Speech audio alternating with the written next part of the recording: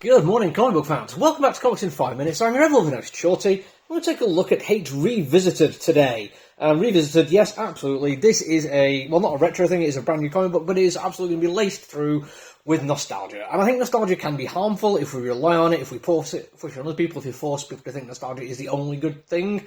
But if you personalise it and just enjoy a few things that remember from your childhood, then yeah, cool, go for it, that's what I say. And why not in this situation?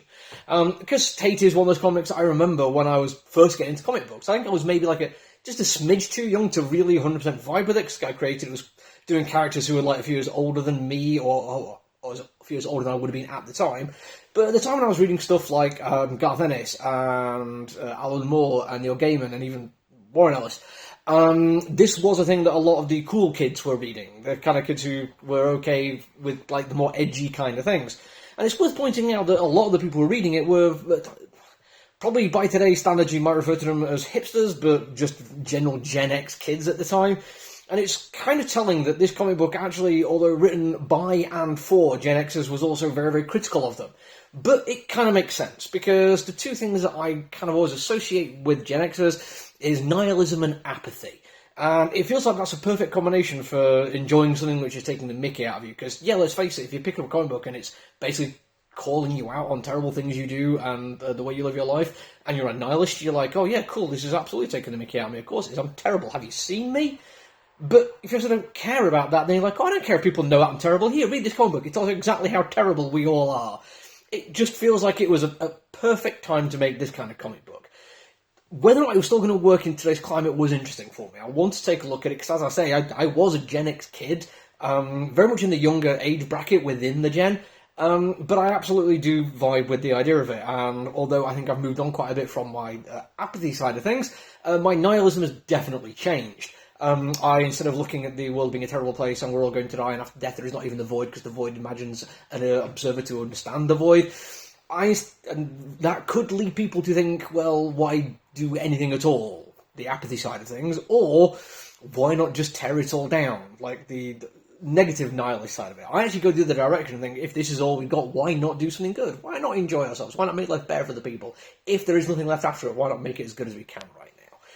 I have changed since this comic book first started, is what I'm trying to say, and it was very nice to see that the characters in it have changed as well. Not all of them, but it has shown some interesting changes in how we approach things like nihilism and apathy. The main character, Buddy, is the epitome of apathy, to the point that he, when asked who he voted for, he didn't say he voted for Biden or Trump. He did a write-in vote for somebody he's never met and doesn't even know his name. That's how little he cared about and how little effect he has on the world.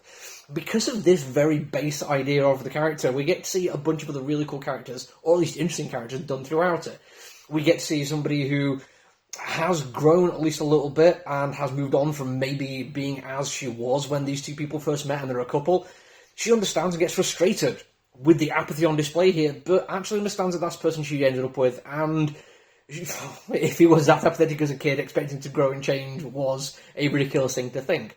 We have the friend who saw how bad the world is, and instead of trying to do anything about it or giving into it, got scared of it and tried to move away from the kind of things which was upsetting for them. We have the woman who had some kind of privilege. Don't get me wrong, everyone has certain degrees of privilege. Hers were slightly different than everyone else's, and she actually went on to try to do something about the terrible things. And this is the more interesting little duality here, because we get to see somebody who has seen how bad things are and tried to change them, and somebody who just doesn't want to do anything, and he looks at her as being performative.